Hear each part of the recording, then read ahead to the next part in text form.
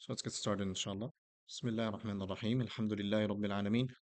والصلاة والسلام على أشرف الأنبياء المرسلين سيدنا محمد وعلى آله وصحبه وسلم تسليما كثيرا إلى يوم الدين سبحانك لا علم لنا إلا ما علمتنا فعلمنا يا رب ولا فهم لنا إلا ما فهمتنا ففهمنا يا رب ولا حول ولا قوة إلا بالله العلي العظيم ولا حول ولا قوة إلا بالله العلي العظيم ولا حول ولا قوة إلا بالله العلي العظيم صل اللهم على سيدنا محمد فاتح لما أغلق والخاتم لما سبق ناصر الحق بالحق والهادي إلى صراطك المستقيم. Alhamdulillah, we're reaching the final session, inshallah. Like I said last week, sorry to be redundant. I apologize for rushing the last few weeks, just so we can finish, inshallah, by the end of this month. This is the last Monday of the month, alhamdulillah. So originally, I wanted to do the Tawbah and spirituality on two sessions. Two sessions would have been good.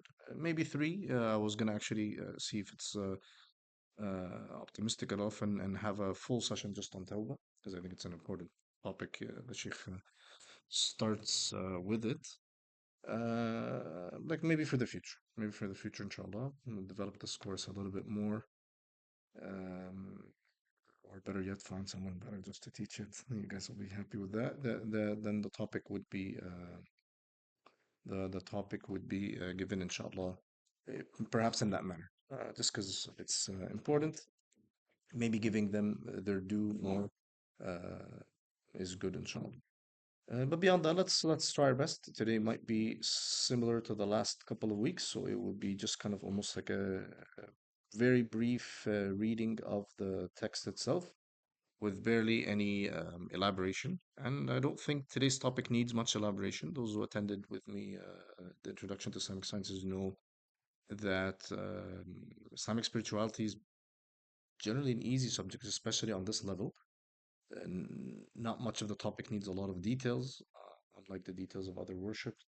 But the difficult part about it is putting it to practice.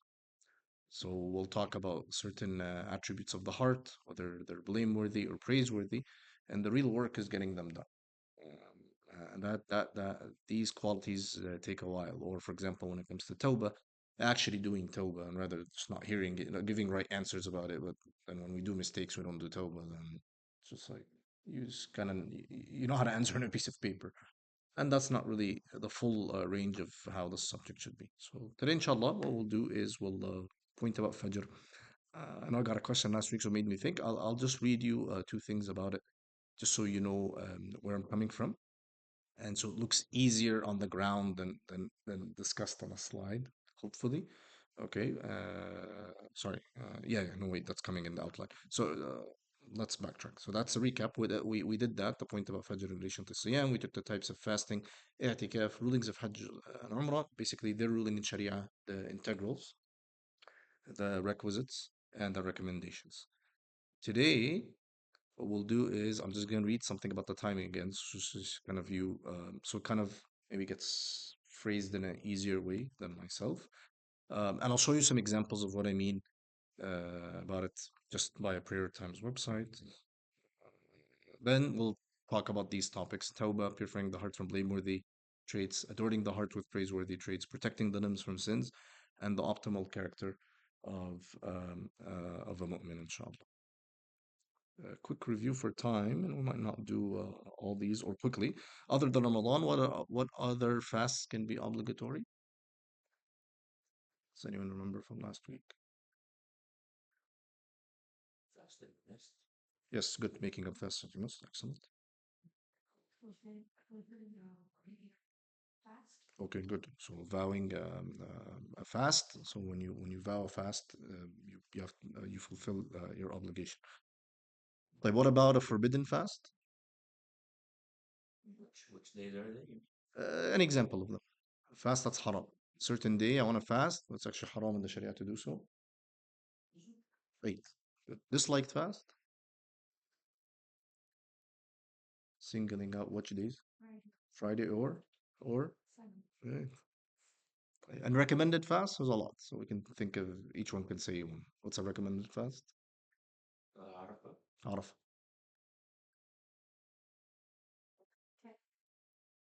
Okay. Any recommended fast? Very good. Yeah, yeah. It's all good. Mondays and Thursdays. Good. You're saying it with like guilt. It's good.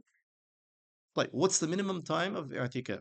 I'tikaf is retreating in the masjid as a means of drawing closer to Allah. What's the minimal that would pass that? It's something, even if it's extremely short. It would be, yeah, the time they would take, say, Subhanallah, the time of repose in Salah. Okay, does it have to be in a masjid? Yes. Does it have to be in Ramadan? No, but it's more optimal Ramadan, and it's more optimal in the last 10 nights of Ramadan as a means of seeking Laylat al-Qadr. Like, what's the ruling of Hajj and Umrah in the Shafi'i school?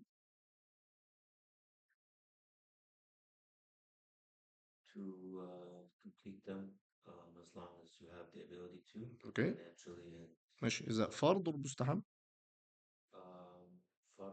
Fard. So if you are able to, okay, then yeah, and you have the means, and so we got in detail, it's fard. Right? The only reason I say that just so people can remember that Umrah has different. There's no like everyone says that Hajj is an obligation. ماشي. Is Umrah an obligation or Sunnah? The fuqaha differed on that. Okay, just to kind of remember that. But in the Shafi'i school, and obviously, anyone would do Umrah would just get out of that khilaf, right? And that's what many religious Muslims do, anyways. Like, and what are the difference between the arkan, requisites, and recommendations of Hajj in terms of consequence? If I miss an integral, what happens? Is Hajj valid? No. طيب. A requisite of Hajj, can it be valid? Yes, with an expiration. So one does not leave it. It's wrong to leave it intentionally, but if you leave it for whatever reason, like you don't go from the miqat or you break any of the wajibat of Hajj, right? There's a consequence. There's an expiration of some sort. Type. And the recommendations, is there a consequence? No. But or we can say even more accurately, there is a consequence of missing out on a rule, but not in something I have to practically do, right?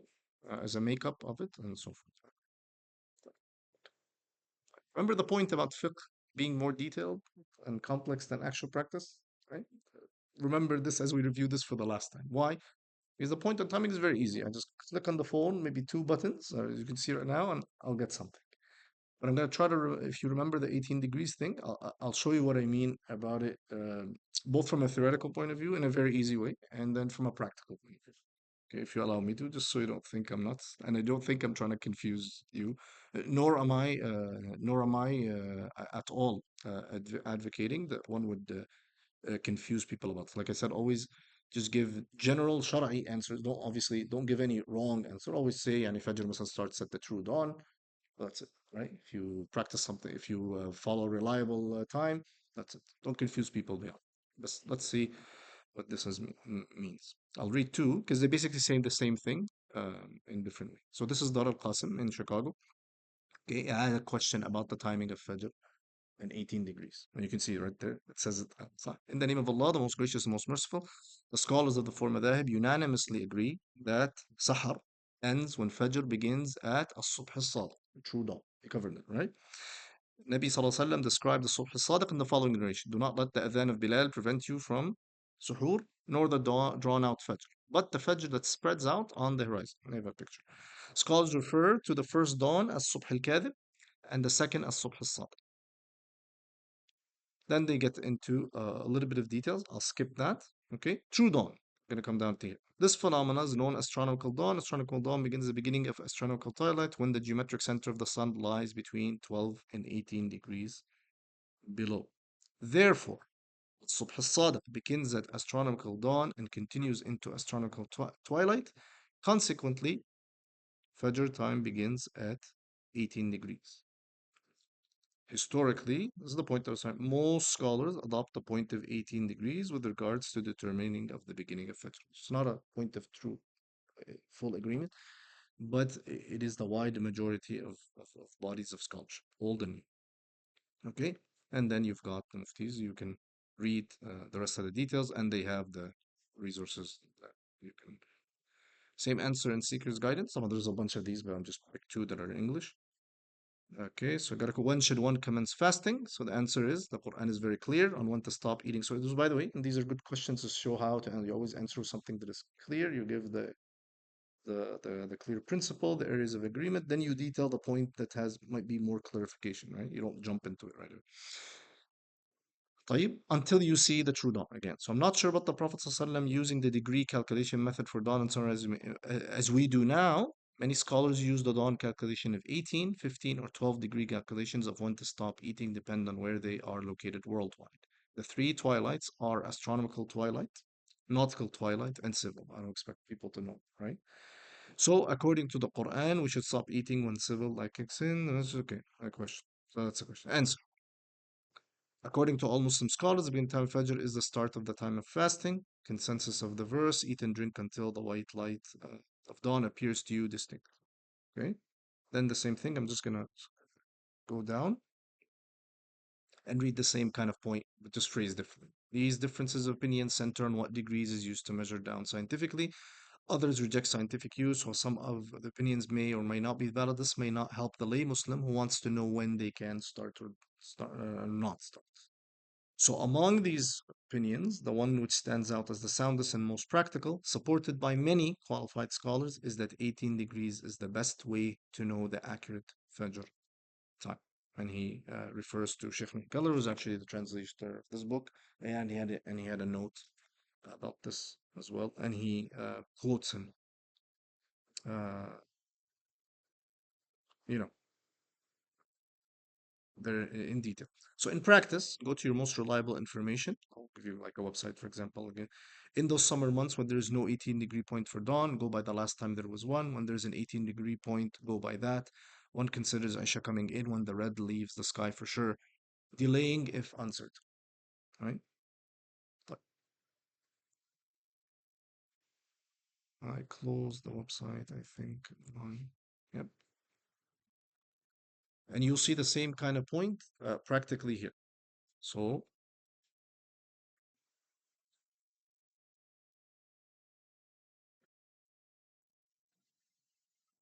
so I'll just go some random example. Let's say I hit my app. I'm wherever. I'm living in Karachi, right? 18 degrees for Fajr. 80. Jamie. I go مثلا Muslim worldly. Save it. You'll find the same thing. Change it to something else.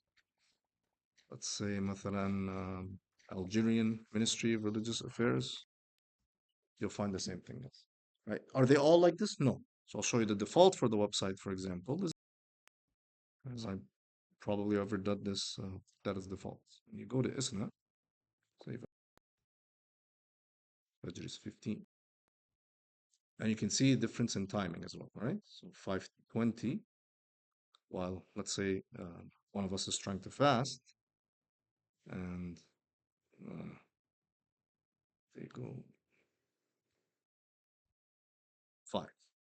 It's not a big difference, but it is a difference, right? It's not a big difference. 15 minutes you're waiting for somebody or whatever, it's not a big deal, right? But is it a big time for suhoor and waking up? Yeah. You can eat for 10 to 15 more minutes versus not, right? Obviously, again, the point of it is just to make sure time kicks in. If any of this interests you, great. I'm just showing you that there's a background to it, right? Someone is just checking. As long as you're doing something reliable, it's fine. As long as there's difference of opinion, don't do inkar. That's not what I'm calling for. Okay. But so I'm just trying to show that it's just the safest thing.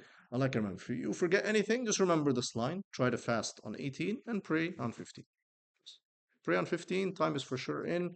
You actually give time for people to wake up and line up and come to Jama'ah and whatever makes it much easier for people. Not that you can't pray before. No, you can because it's the majority allow you to. Don't worry. But with fasting, it's scrupulous and more safer to follow the majority.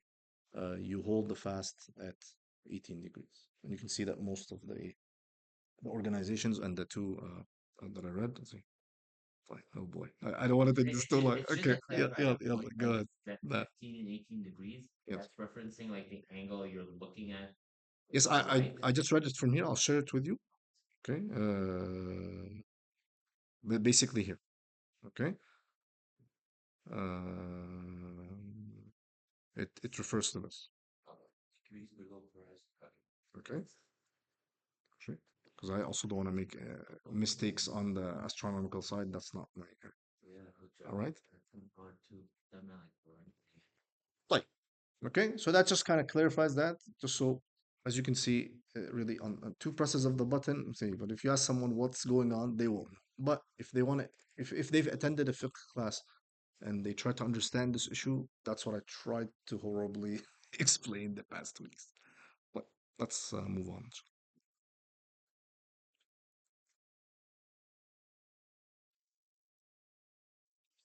طيب.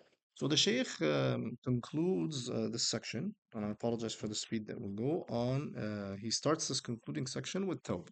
He says, رحمه الله, نسأل الله تعالى حسن الختام. يجب على كل مكلف التوبة فورا من كل معصية كبيرة كانت أو صغيرة. قال الله تعالى: وتوبوا إلى الله جميعا أيها المؤمنون لعلكم تفلحون. وقال صلى الله عليه وسلم: توبوا إلى الله فإني أتوب إليه كل يوم 100 مرة. ويجب عليه تجريد قلبه حفظه من جميع الأوصاف المذمومة. He prays for good endings because he's ending the text. He's ending the text on Ihsan. He made the bulk of the text on Islam, fiqh, and he preceded that with Iman, aqad, right? And a lot of the Farda'in texts do this, like this one and others. Okay, he started with Tawbah. Because Tawbah is obligatory. He put one of the ayat that make it obligatory in order from Allah subhanahu wa ta'ala, did not exclude any believers. It calls all the believers to do Tawbah. He mentioned that the Prophet ﷺ told us to do Tawbah and that he himself does Tawbah alayhi salatu wasalam, and he doesn't sin alayhi salatu wasalam. He's either doing Tawbah because he's increasingly rising up in rank with Allah.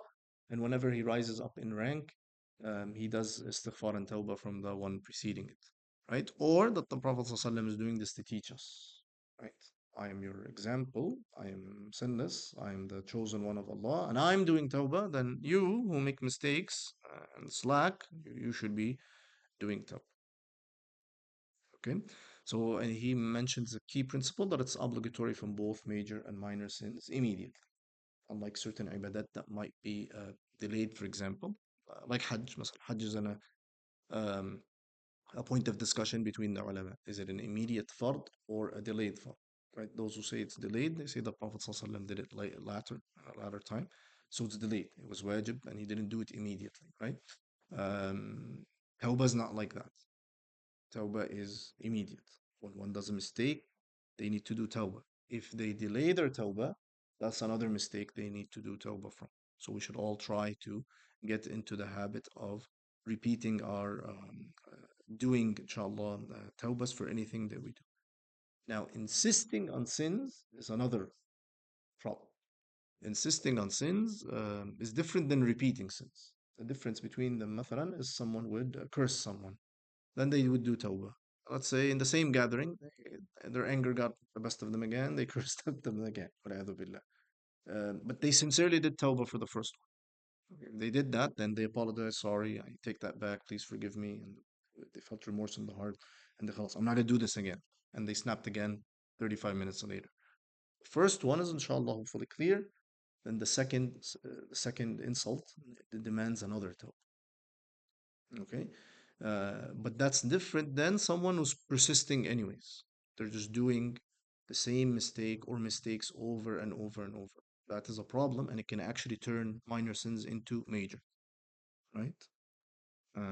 So one should pay attention to that. And uh, the general tip there is that one does many tawbas, especially if someone is struggling with something. Uh, do multiple tawbas with it so you get it up, like anger, like anything that doesn't get knocked out right away, like some of the sins of the heart, like مثلاً, rancor and arrogance. These are not easy to get out right away. So one should do multiple tawbas, inshallah. Okay. Now, if same thing. Okay, if a mistake is repeated, one would do it again. Let's say swearing is a common one. You see it all the time in the streets, right? So someone swears on Monday, they do tawbah. They swear again Tuesday, should do tawbah. They swear again on Thursday. Friday, they're good because of Jum'ah. They held themselves. In the weekend, they weren't interacting with people. The next week again, every time they go back to the mistake, they should go back to tawbah.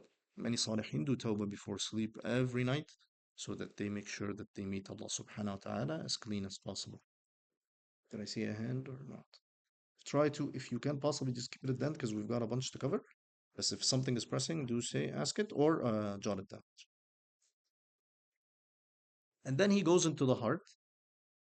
Okay. Actually, before that, let's talk more a little bit more about them. So, like, what are the integrals of tawbah? Probably unknown to you, so I don't need to.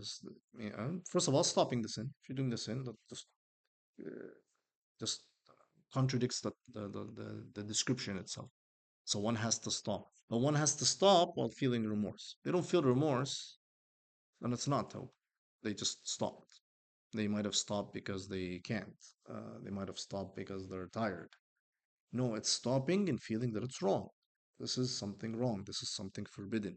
And I'm resolving not to return to it, right? I'm resolving not to return to it.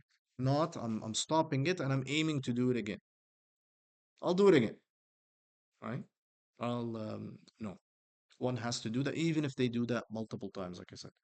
That these are the integrals of tawbah. And this is with the rights of Allah. With the rights of people, it's more dangerous because you have to ask them. You either have to return their right, for example, if it's a property taken from them, let's say, or getting absolved from being held liable, if possible. Right? You spoke about them in a negative way. You backbited them or something. If you are able to clear it, you can. If you can't, you know then some of the mashayikh they advise that you ask a lot of forgiveness from Allah subhanahu wa ta'ala, hoping that Allah will make these people not ask you for the rights Yawm al-Qiyamah. As the hadith says, if one crosses their rights with people, they will be asked about that, and if they're unable to fulfill that, they'll be even taking away wal'iyadu billah from their hasanat.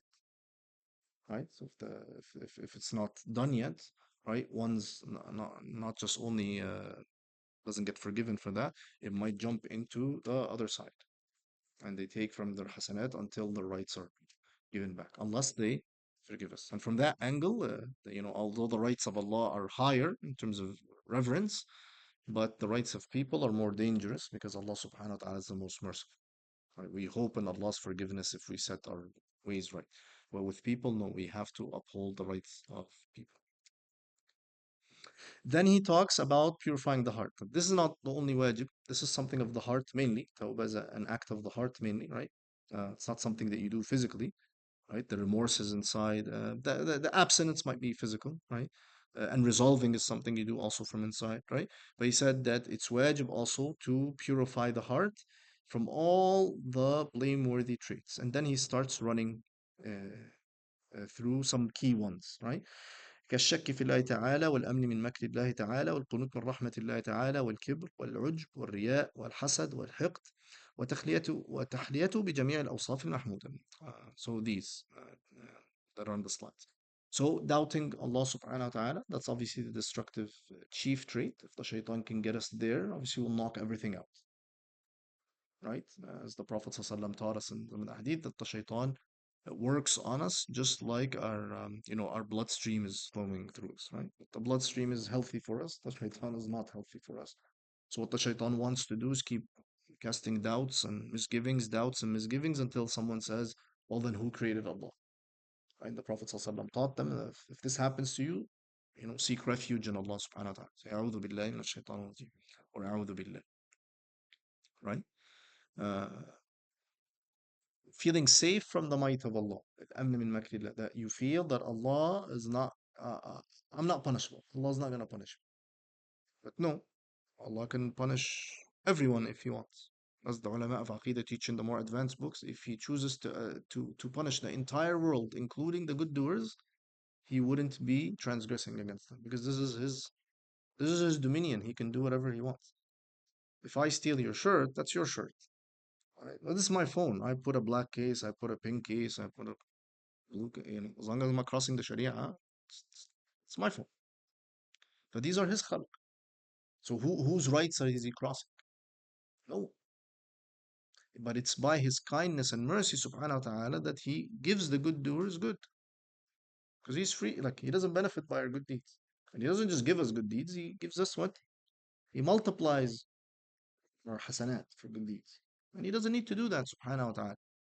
Right? So one should not feel safe from the might of Allah or the opposite, despairing in the mercy of Allah. I think if I'm accurate, I think in the West we hear more about the despair than the safety.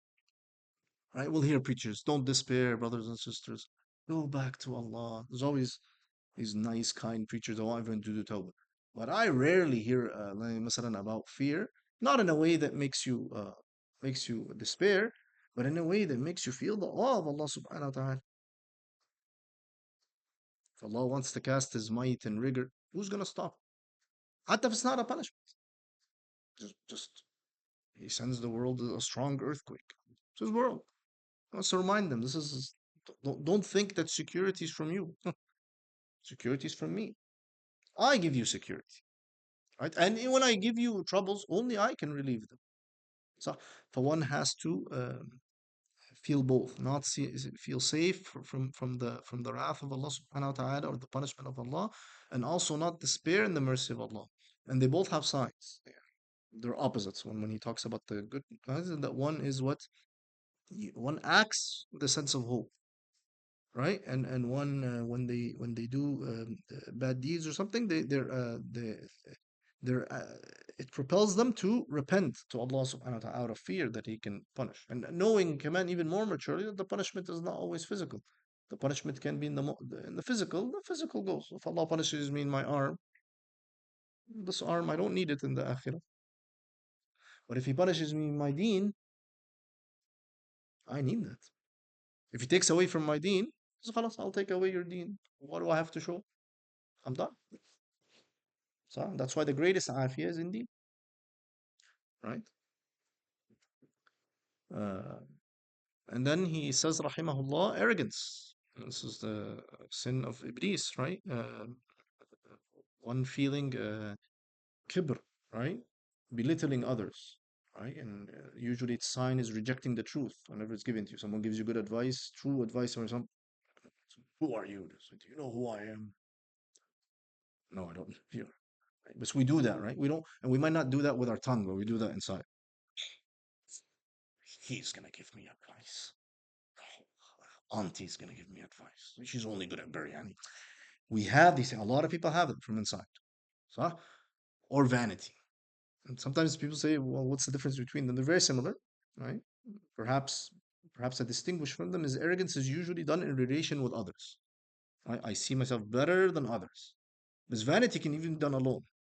It's almost like the peacock. It's like the spirituality and the psyche of a peacock. You're like, just, Allah creates these animals so we can learn from them, not copy them. Or copy them in the good traits, but not copy in the negative bestial traits. Makes them as a sign so that we can take something from them, right? We learn something. Or ostentation, seeking good from others, not from Allah subhanahu wa ta'ala. Like the good that we do, we just want Allah's pleasure from it. We don't want status, we don't want notice, we don't want benefit from others. That's not what should push us to good. And by the way, seeking knowledge, as beneficial as it is, can fall into that. The Prophet ﷺ taught us that three of the ones that get punished first in the fire, either billah, may Allah save us from that, is someone who learns so that people can say they're learned. So it can happen even within the good deeds. All of them actually that they mentioned in the hadith are good. So one should watch for ikhlas and try to work on the ikhlas. And the whole science of spirituality is about ikhlas. Right? Envy, right? Feeling envious, feeling uncomfortable with the rizq that people have. Or worse than that is wishing that it goes away from them. Oh yeah, well, she's more beautiful than me. I wish right? Or he's got a good car. So he doesn't remember the days when he was groggy in his pajamas. I used to see him back in the. But people say they say a lot of that inside. Oh, these Edwin golf people. Allah wants to give them. Allah wants to give them. It's not your risk, right? And envy, as the ulama say, is linked a lot with rizq and qadr. Right? This is Allah's dominion. He can give it to whom He wishes. And always remind yourself, He doesn't give necessarily from He loves. And then when He loves people, tabana, why am I sad? If He loves people and gives them, why would that If I'm pure-hearted for real, that makes me happy. That's what the pure-hearted people do. What do they do? Like many of you, what do you say if you tell someone that you say, MashaAllah, la qata- Allahumma barik. It's great, so and so. Oh, MashaAllah, he's finally PhD. Right? It's like you're not always self-centered. Why it's not me? Why did he? You're not the center of the world. So you feel a lot of them go back, and that's why a lot of ulama bring back a lot of the sins to arrogance, right? Or hubb dunya. You know, love the dunya. You're always wanting something to increase for you and not others, right? And so forth, right? Or hatred, hiqd and bughd. You know, you feel a sense of, detesting seeing certain people or being in their presence, wal'iyadu billah, for no reason. Like if it's a for shar'i reason, sure. You hate for the sake of Allah, that's actually a good quality. But most of us don't do it stuff for the sake of Allah, right? We have these little, our little untamed teenager from the high school days. Physically, I'm 45 or 52 or 27 but I have still that little spiritual adolescence, right, around people, right? And it's not easy. I'm not saying it's easy. Do I master this? La, wallahi, a'udhu billah. I'm just, I'm just reading stuff to you, right? Just one should watch that, right? And all of these, they're opposites, is what we're supposed to do, right? And that's why the Sheikh said what here? He said, uh, وتحليته بجميع الأوصاف المحمودة. One then rather should be adorning the heart with all the good qualities. They're almost the opposites. He doesn't start with yaqeen, but certainty. Certainty is the chief quality. Some of the ulama of tazkiyah, that's what they start with. The book that Sheikh Abdul Fattah is doing now, he's been doing it for a while now, the book of assistance for Sheikh Al Haddad, the Yemeni scholar in the 12th Hijri century, roughly around that time. He starts his book with certainty.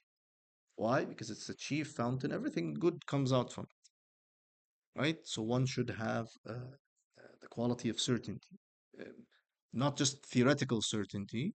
You should try to do the acts that make certainty like must have like these strong roots in the heart that is unshakable. So the ulama say things like, مثلا, reciting the Quran, reflecting on the signs of Allah subhanahu wa ta'ala, reflecting on the verses and ahadith, reflecting on Allah's names and attributes and greatness. All this gives certainty. This come from nothing.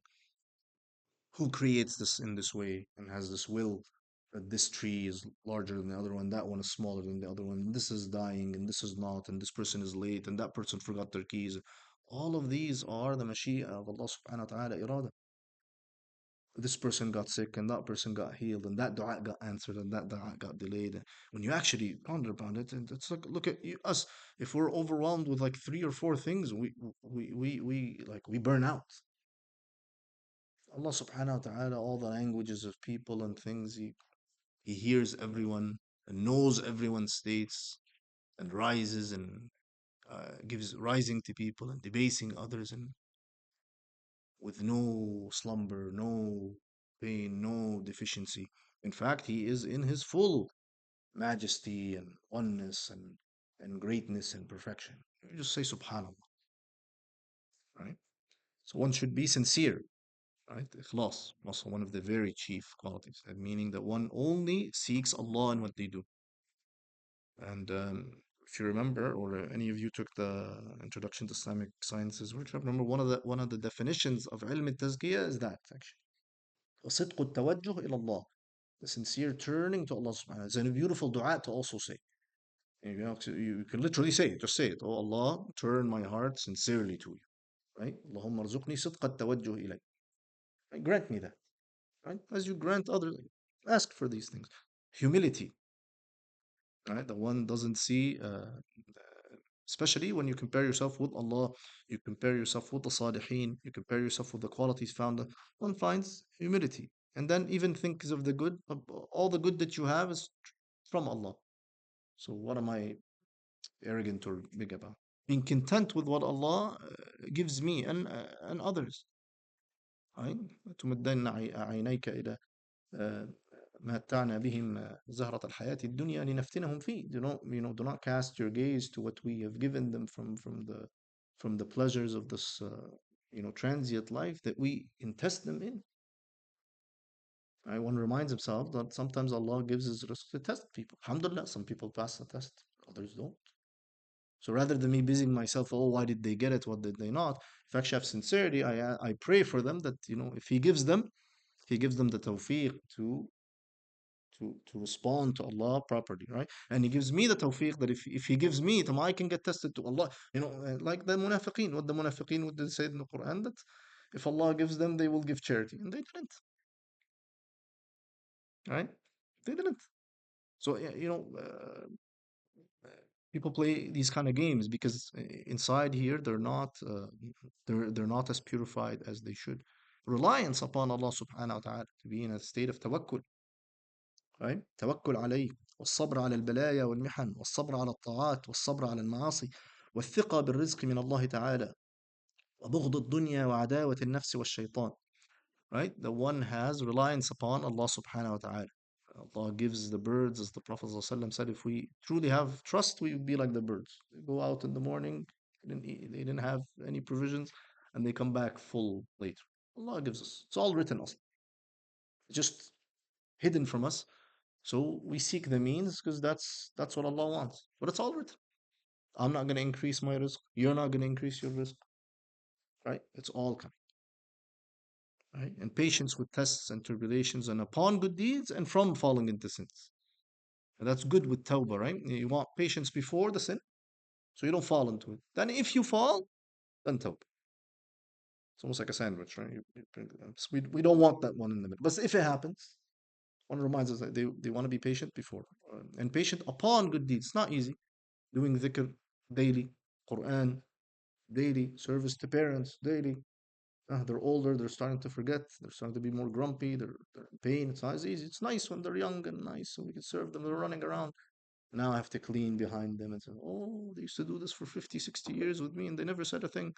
One, I can't do 50, 60 days in a row. So a lot of us are like that, being patient about any other good deed, Fajr with Sunnah, night prayer, good character. Any good deed needs patience, especially with consistency. Doing it once or twice or whatever, that's not the true trust.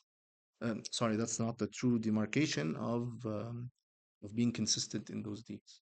Consistency doesn't just come by us, learning some hacks from productivity or whatever. They might be useful. But really, it goes down to the essence of tawfiq from Allah subhanahu wa ta'ala. And if we work on our patience, the inshallah Allah will give us the tawfiq and the patience to do that. Hatred of the dunya. And notice he did not say hatred of al-alam, right? Allah's Rabbil alameen. We don't hate al-alam. We hate the dunya, right? So the dunya is anything, as some mashayikh define it as anything that distracts you from Allah. Anything from the creation that distracts you from Allah. So obviously the Kaaba is not dunya. I can't, I hate the Kaaba or the prophets or the prayer rug, right, or the Qibla. The dunya is anything that takes me away from Allah. So all the haram in this life is from the dunya. The makruh can be from the dunya. The mubah that's distracting me, although in itself is mubah, can be from the dunya. A lot of people are on the phone scrolling all the time, shows all the time. That's dunya. You're wasting your time. Even if, like, that's if we say it's 100% halal in our time. Awrat and everything, and innuendos, and time wasting, and cultural messages, كده, subliminal. Right? And that one shows not enmity to people, right? Unrightfully, but enmity to the nafs and the shaitan. Nafs is not you, although that's one of the usages of the Quran. Nafs here means the lower part of you. Same thing that the the the unrefined ego of me, in the heart, right? That I hate that nafs. Inna nafsa la ammaratun bisu, right? That this nafs that incites to evil continuously. I hate that. Why? Because it takes me away from Allah. But when the nafs is purified, no, I like that, right? And the shaitan, of course. The shaitan is not selective. Shaitan is 100% enmity all the way through.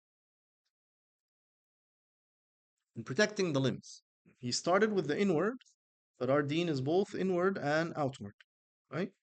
He says, وَيَجِبُ عَلَيْهِ حِفْظُ الْأَعْضَاءِ السَّبْعَ مِنْ جَمِيعِ الْمَعَاصِي. And one protects the seven limbs from all the sins, meaning all, like the major ones. They usually give big examples. Well, obviously, there's a lot more that goes under. So he starts with the eyes. عن النظر إلى محرم كالنظر إلى النساء الأجنبيات ونظر العورات والنظر بالاستحقار إلى مسلم والنظر في البيت لغير في بيت الغير بغير إذن. He gives four examples of haram. And I added, I think, one or two that are not originally in the text. So obviously, the first one he says, looking to uh,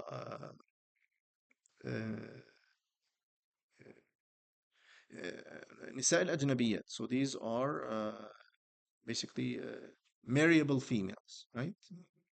Not anyone that's not mahram to you, looking at them. Or looking at the auras, and auras in general can be same gender or opposite.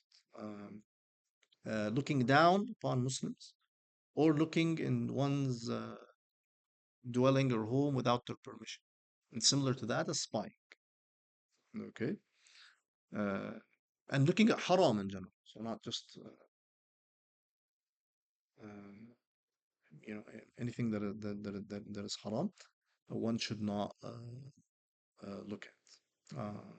And here, at the time that he wrote this, and obviously in more conservative communities, this is in religious settings is much easier because people have much more stricter guidelines on it. So one in our community, we're always dealing with lots of people all the time. So one should, if they're engaging in public and whatnot, always try to make their gaze when they need to at work or class or whatever at the for exact for us men any face and hands. And same thing for the sister. Let's say uh, that you're not staring, whatever, and you just look at the face if you need to as you're interacting with them.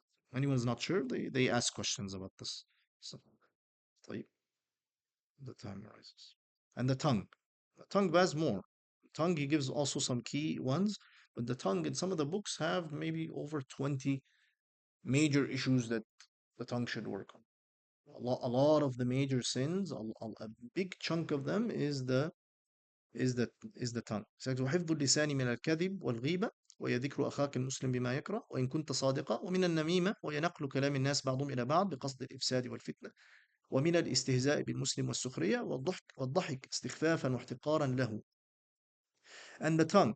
So he starts with lying. Tongue, one should not lie, right? One should not lie. And ghiba, backbiting, even if it's true.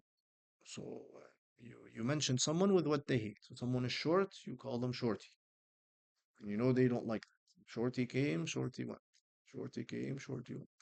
It's comical. That's ghiba. Every time you say that behind their, it's true. They're short, right? Let's say you guys call me Curly O because I have curly hair, right? And I don't like it. So every time you see me in the midst of Curly O is there. We all chuckle and laugh. That's a major sin. It's propelled by the tongue. It's very common, right? Especially with stand-up comedy and things like that.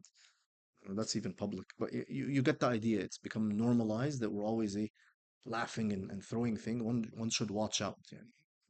Be funny and be easygoing, and you're pleasant to be around. But watch what you say about others. Or tail bearing, as he says. Um, um, you're carrying the tails between people so that they can fight. You cause problems. Did you know what he said? Oh, oh my God, you should see, man. Like, you should roast them a little bit more. He said this. So they end up fighting because of fitna between people. People do this even on a high level. People do this between masajid. People do this between Islamic groups. People do this between mashayikh. Crazy. Social media will show you a lot of that. Or people tag. You ever see this? This is the dumbest. And if you see, like, I have authority to smack someone like that if I did. They go to a post where someone made a mistake. They made a mistake. If I keep it there, la la, I'm gonna tag the other person so they come and becomes a drama. So they tag them in the phone. Yalla, come see what they said about you. So, come there. Oh my God. So they start from, طب ما هو it's a sin أصلا. Now you're gonna make it too. And then you're gonna cause them to fight. Yeah, يعني, is that wisdom? And this is done by people in da'wah. They even call them, like, I don't like the term because it might be mockery to them. But the da'wah bros and the da'wah مش عارف ايه. It's like, that's not da'wah scene. That's بطيخ. That's ridiculous. Okay. And then he also talked about mocking and laughing about people in a matter that's insulting to them, right? Um, uh, yeah. And sometimes it's done both. The Prophet ﷺ actually said, "Woe to the person that lies," as far as I remember the hadith, to make people laugh. So you have both. You're making people laugh unrightly, and you're lying as well to do so. والعياذ بالله. Sheikh does not mention insults and foul language, but that's since it's common, but that's so insult. So the language itself might not be foul or vulgar, but if one uses insulting language, it's not allowed unrightly. So I'll do this when we're angry. So, and obviously foul language, which is unfortunately people have normalized it when they're when they're passionate.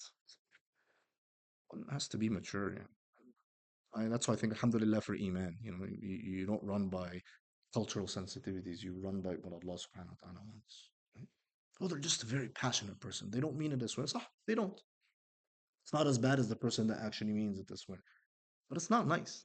You don't use that as good manners. So and so. They're the impeccable example of how the tongue should be. Oh, you actually tell them, sorry, there's kids around, there's parents, there's my grandparents are here, please tone it down.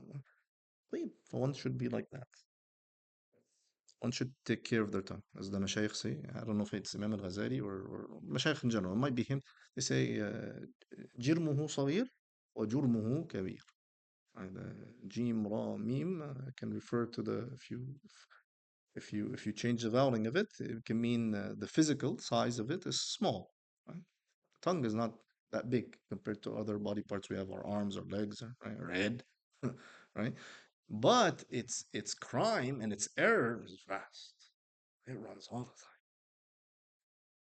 time, right? And that's why the people of Salah and wisdom, they keep their tongue moist with the remembrance of Allah subhanahu wa ta'ala, with knowledge, with good deed. They sit with good people so that when they talk, we can't be all talking ilm all the time. We can't be all talking serious all the time, right? But when you sit with people that are on the same wavelength, you know how to joke and talk and have a nice time without falling, or at least you know that if I cross the limit, then the same. And if someone crosses the limit, we're it's an environment of people helping each other getting to Allah. The ears in general, as a general principle, anything that is haram to say is haram to listen to. Unfortunately, in social gatherings, people do both. They run their tongue, they feast, and then they're also all listening, enjoying. And لا, والعياذ بالله. وحفظ الأذن من الاستماع إلى الغيبة والنميمة وسائر الأقوال المحرمة. Right? So listening to haram. He gives examples of ghiba and namima, probably because it's very common. So tail bearing and did you hear the news and backbiting? These two are probably two of the big ones that get a lot of social gatherings. They occupy people's times. And one, if one is in a gathering like that, one should leave if they're able to. Let's say, or in a family gathering, friends or whatever, then at least move away. They'll get either they get the idea, you did your best. Okay, I'm gonna do the dishes. I gotta do something, right? ف ف فيو move. Oh, I'm gonna. Hamoudi, do you wanna go for a lunch? We go outside, right? And you don't engage. And actually, when people are a good example, it sends a message. And people sometimes change by time. Alhamdulillah, they're like, yeah, we shouldn't be doing that. Mullah, so and so, sheikh. So yeah, they'll joke a bit. It's their ego. But one day, if they're sincere and they sit with themselves, they're like, no. And even if they start just to honor you, I think people at the end know the time. It's an honoring of Allah and the rights of others. Because just because I can run my tongue doesn't mean I cross the rights of others. The Muslim has sacredness. Humans have sacredness. Right? There's hurma. Right? There's a hurma. There's a sacredness for humans. وحفظ اليدين من التطفيف في الكيل والوزن والخيانة والسرقة وسائر الأمور المحرمة كالقتل والضرب بغير الحق. Let me read so I can just go through it. وحفظ الرجلين من المشي في سعاية بمسلم أو قتله أو ما يضر بغير حق وغير ذلك من كل ما حرم لا كل ما حرم المشي إليه.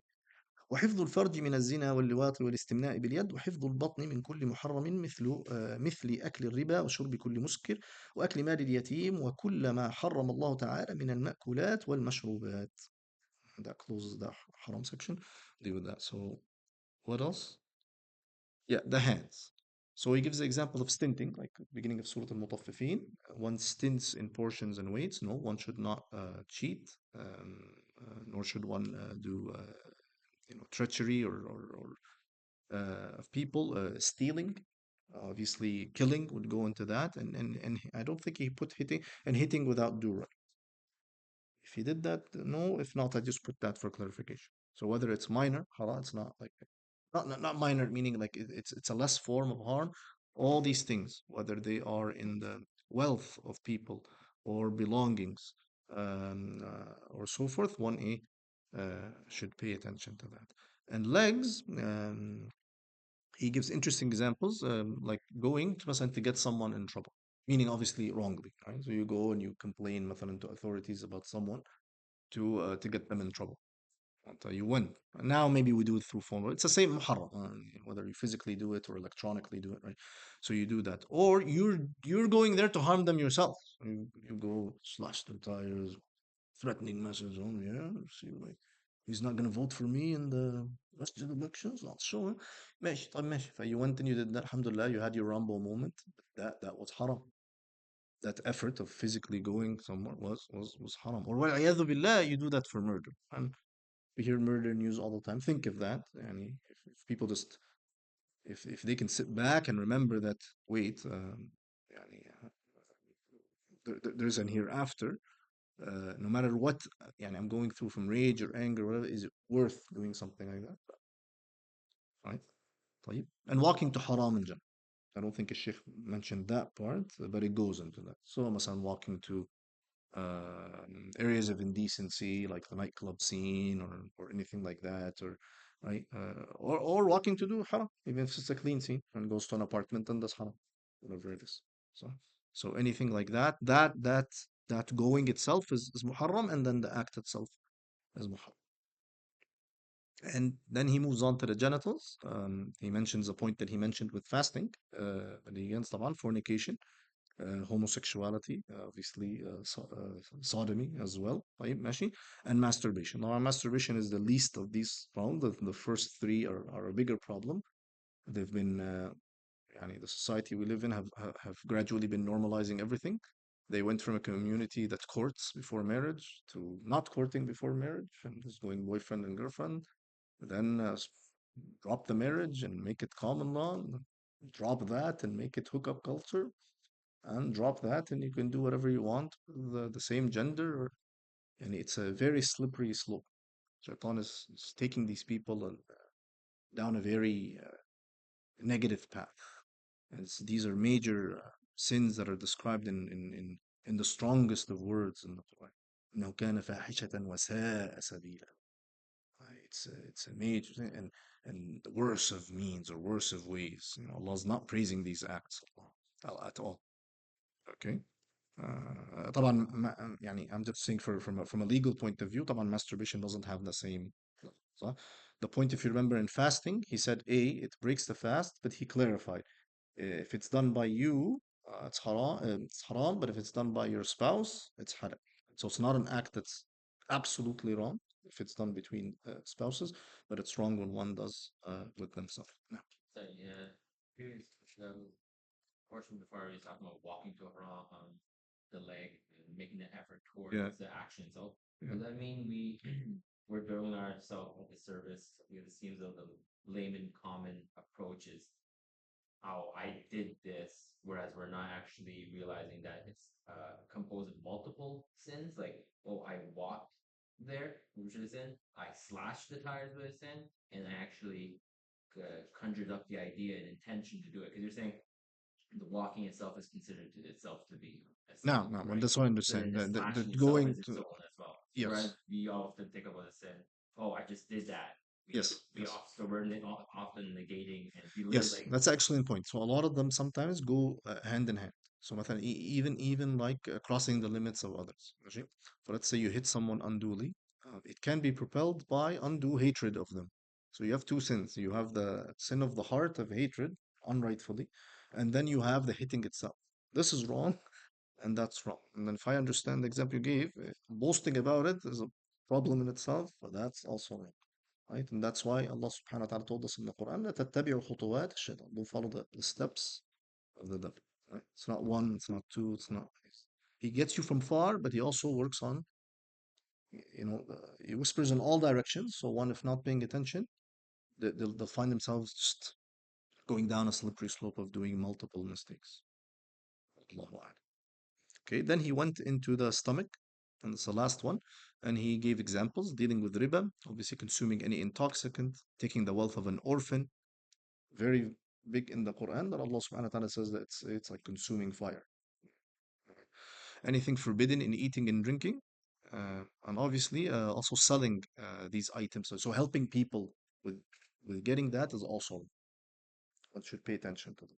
One should not be aiding people in harm. And then he closes, actually doing better in time than I thought. He closes with good character. Okay. And these I'll just literally, I think, almost read. I don't think I need to comment on. He says, وينبغي للمؤمن العاقل أن يكون خاشعا متواضعا خائفا وجلا مشفقا من خشية الله تعالى زاهدا في الدنيا قانعا باليسير منها منفقا الفاضل من حاجته مما في يده ناصحا لعباد الله مشفقا عليهم رحيما بهم آمرا بالمعروف ناهيا عن المنكر. I think I missed out on this.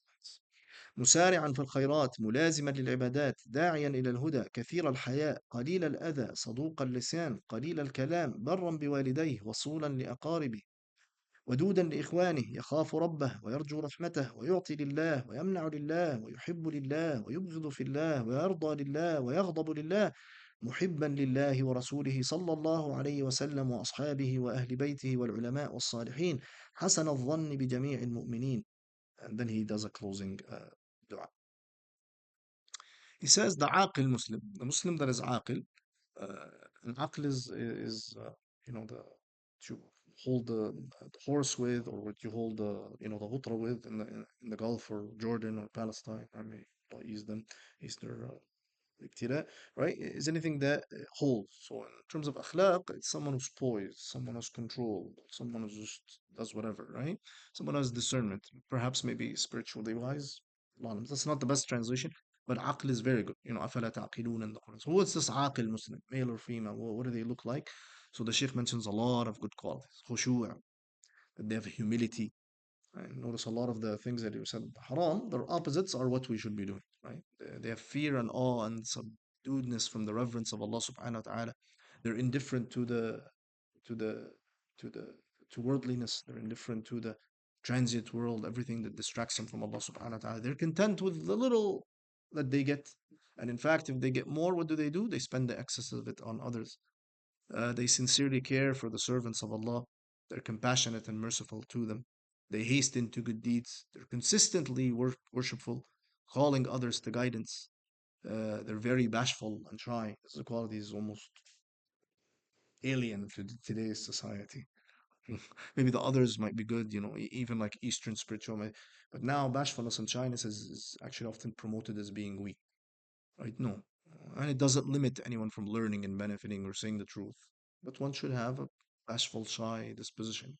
Now, we're always, we're promoted to be the bad bleep. Like you're always showing. No, there's time for that.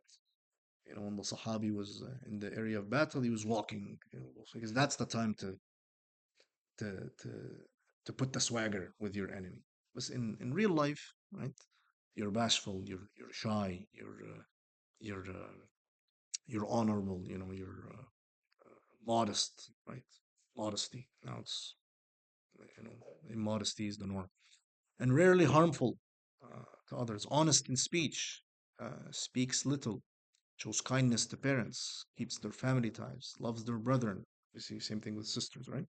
Fears and hopes in their Lord, gives, withholds, loves, detests, and is content and angry for the sake of Allah. So they don't do these things remember, for their ego, right? They love Allah Azza wa Jal, they love the Messenger of Allah Sallallahu Alaihi Wasallam, his noble companions, radiallahu anhum, his noble household, Bayt al-Athar.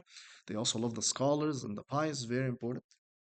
Religious people actually always slip in these areas, whether they're from uh, non-Sunni or non-Sunni leaning sects. You'll find them, they have a problem in some of these areas. Or the modern religious scene, there's always a beef and drama with مش عارف this institution or with this organization or this sheikh or this. It's like, what are you guys doing? Just you're wasting a lot of your time. You should love believers, you should love du'at, you should love the imams, you should love the pious. People don't even know who the pious are, right? People socialize based on age and based on convenience. Right? When's the last time you heard people going on a Saturday to visit someone from the pious? Very rarely. But that's good people, and this is the benefit of studying these things. It, they alert us to the things we should be occupied with. I'll be the first to admit one cannot just run through these and master them. But if one has a framework of some sort, works on these things, right, at least once a year, once a month, whatever, right? You're working on something, you're bringing it to life. Next year, the next month, you're trying to increase, right? You're trying to remind yourself and the ones around with you with these things. That's what occupies yourself. If you occupy your nafs with good, that's good. If you leave it, it will occupy you with evil and useless things, right? And having a good opinion of all believers. Even the mashayikh say, even when they do a mistake, you don't call it right, but you have a good opinion. Perhaps well, they're in a bad stretch. They're not doing this out of rebelliousness with Allah inside yourself. Yeah, they say this person knows less than me. If they know what I know, they'll be better than me 1,000 times. Right? That's how people should be. And حتى the مشايخ say حتى you even do this with non-Muslims. Not that you agree with their kufr. أعوذ بالله. No, not at all. But were this to be a Muslim, were this person to embrace Islam, they're probably better than I am. I'm just kind of lucky, alhamdulillah, it's from Allah that I was born in a Muslim family. Yeah, and then you might also, or look at it from another angle, maybe their khatima is better than mine. Yeah, and you actually do dua for them, right? So, oh Allah, أعوذ بالله, you can't do dua that they remain on kufr. Right? You do dua that they turn. Or مثلا if they're for the enemies, مثلا you call Allah to مثلا punish them. But in general, the default is that you're praying for people, you're wishing them well. This is one of the benefits, by the way, a lot of these qualities of believing in the angels. Angels have no envy, no hatred, no rancor, right? Nothing. And all they do is istighfar for the believers. They're waiting to meet them in paradise. Right? And that's why the ulama, when they teach akhlaq, you see this in Bidayat al-Hidayah for Imam al-Ghazali, says you have to be like the angels, people. That's the highest. And if you can't, be like the animals. It's not the best. بس, animals at least only harm when they're threatened or okay, if you can do this, but don't be like the shaitan. He runs with envy and hatred and problems. He loves casting problems with that, right? When one looks at these good qualities, I pray for myself and you to be mirrors of this and to apply. And he did a dua for us at the end, so I'll read it and you can say Ameen. And please do pray for him and for anyone that teaches you that you learn from. Always pray for these people because they're benefiting us while they're in their graves. He says, فنسأل الله تعالى أن يخلقنا وأحبتنا بجميع الأوصاف الحميدة. We pray to Allah that Allah makes us embody good characters and all the people we love with noble qualities. ويجردنا من جميع الأوصاف الذميمة. And that He purifies us from all the blameworthy traits. ويرزقنا كمال المتابعة لنبينا وحبيبنا ومن له المنة علينا سيدنا محمد صلى الله عليه وسلم في جميع الأقوال والأفعال والأحوال. That He gives us the provision of having full fellowship of our beloved, our Prophet, who has the greatest favor upon us, our Master Muhammad sallallahu in all speech, action, and states. إنه على ما يشاء قدير وبالإجابة الجدير. He's all able to. He has full ability and he is the most worthy of answering our call. وهذا آخر ما يسره الله تعالى من جمع هذا المتن اللطيف. This is the last thing that Allah has eased and give facilitation to gather in the small short text فيما يحتاجه كل مكلف وضيع أو شريف. Every mukallaf, whether they are honorable or less honorable in status may Allah make it sincere for His noble countenance and a means to win and attain the highest of ranks in paradise. والحمد لله رب العالمين. صلى الله على سيدنا محمد وعلى آله وصحبه أجمعين. آمين. Ameen to his dua for me and yourself and all your loved ones, inshallah.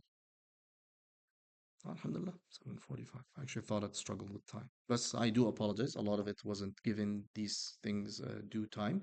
I do encourage you to try, and I know this does not really count as studying فرض العين, but maybe taking uh, يعني a chunk of it. But I encourage you to review, especially the last section, right?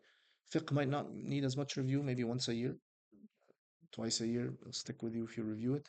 But Islamic spirituality needs kind of like these small nuggets and go back to on time work on the blameworthy traits, work on the praiseworthy traits, or run through a book of spirituality that has the actions laid out for you and just follow a bit of it and either repeat it or take something else and follow that. And you find yourself gradually working on these things. They're not put to sleep. They're not just tucked away in my notes. I'm going back to them. I'm doing muhasabah of my nafs, right? And every one of us knows I struggle with this thing. I slack here. I'm not as consistent here. I can be increasing here. Allah has eased for me this deed that I don't do. And it's one of the greatest deeds, right? The deeds of the heart are greater than the deeds of the limbs.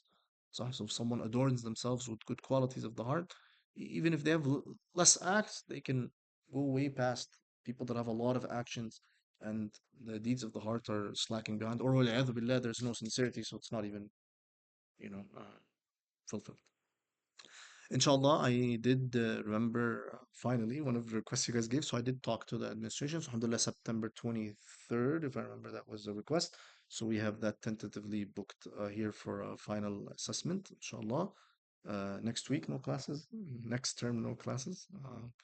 Uh, these are just perspective topics that I might give. I don't know if I'm going to give them in conjunction, in what order yet or whatnot. But in general, I hope to cover, if none of the mashayikh do, two Aqidah texts. They're both easy, but one of them is slightly easier than the other, one for Imam al-Haddad and one for Imam Ibn Juzay. And they're both translated in English, so I think it's suitable from both of these angles. And to do Fard Ain classes again on Maqasid, and an easier text on it, Risala Jamia. That's the one that I attached in the first week of the course on the course page. That text is smaller than this. I think it suits a 12-week class really well without feeling that one rushes. And a Maqasid, which has a little bit more details, can be broken up into maybe, I don't know, 20 some week, two classes or something, so that one doesn't feel rushed in any of it. And if they want to take it after each other, the information will stick a little bit more. If they just want to do one of the texts, that's also fine.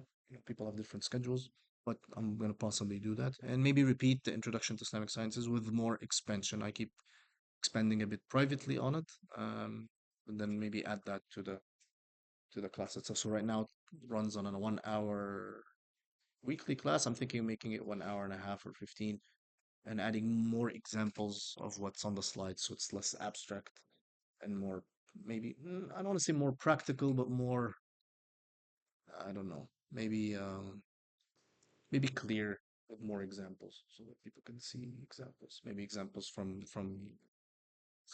texts or just more elaborations on that. But all of that with istikhara and following up with people. And I welcome your comments, even if they are on the critical side. You can always send them privately. I think I had one of those links for questions. Or if not, you can send them through the team, through Nada to myself and whatnot. I think I saw a hand. Tuesday, are you gonna offer the review session maybe a week before, just to kind of go over all the different Yeah, I can. classes? You guys want a review session before? Okay. Yeah, we can. Especially if it's gonna be like so a little bit under a month. Yes, yes, I can. So do you want to do review like the week before? So we do back to back, one review and then one and then this? Yes, Yeah, yeah. I don't mind. that And would just been speaking of review, because I forgot, someone got cinnamon rolls. So before you leave, please help yourself. I asked not to conceal your name, but if you do a little bit of your own thinking, you'll find out who it is, so you can pray for them. Inshallah. ماشي. And with this, inshallah, we're done. Please forgive me for any shortcomings that I did. I hope you benefited from it. The majority Hanafi attendance. So don't confuse yourself. If you're already Hanafi, stick to your madhab. If you're doing this for enrichment, I hope it did enrich you. If you're crossing over, just don't send me any uncles or aunties that are going to be angry with me later. Uh, I'll give them a hug and say salam, but I won't be able to defend myself. You're stealing away our community. No, I'm not. I'm just teaching class. So, بس in general, as I've heard the mashayikh say, try to continue learning and try to continue practicing. Try to be consistent as much as possible. Don't overwhelm yourselves and try to help each other. MashaAllah, if any of you, I can see that are friends or knowing or know others, cooperate with others so that you're consistently doing something like this. If we all engage in some kind of, علم and amal, that's the best thing. As one of the mashayikh said, وَاعْمَلْ وَلَوْ بِالْعُشْرِ كَالزَّكَاةِ تَخْرُجْ بِنُورِ الْعِلْمِ مِنْ ظُلْمَاتِ and work and treat actions like zakah. Just bring out a tenth of it, meaning obviously from the sunnahs, because you do all of it. Even if you just do 10% of the recommended actions, you will exit from darkness to light by the blessings of Allah. Allah has promised those who try to learn and act that Allah subhanahu wa ta'ala rectifies their state. And I ask that we are that inshallah. خلاص. With that, we close. وصلى الله على سيدنا محمد وعلى آله وصحبه وسلم. والحمد لله رب العالمين. So, inshallah, you can enjoy a snack, inshallah, and maybe around 5 minutes from now, we'll start the next class. If anyone is sticking to that, that's also a concluding class. So if you want to stick to that, you'll have conclusion overload later. You're welcome to do so.